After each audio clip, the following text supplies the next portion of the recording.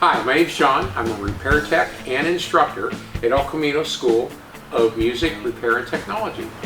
And for today's quick tip, I'm going to show you how to put a string on a tuning key the correct way. You take your string like this.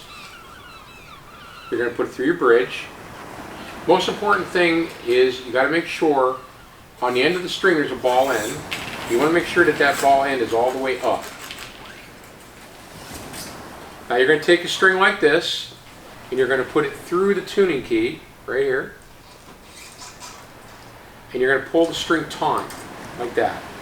What you're going to do is you're going to pull it up about, I don't know, about 1.5 inches, 2 inches. You're going to bend it around away from you. You're going to go underneath the string, and now you're going to flip it over on top. Now you're just going to tune it up. But what you're doing is you're locking the string against itself, almost kind of like a locking tuner.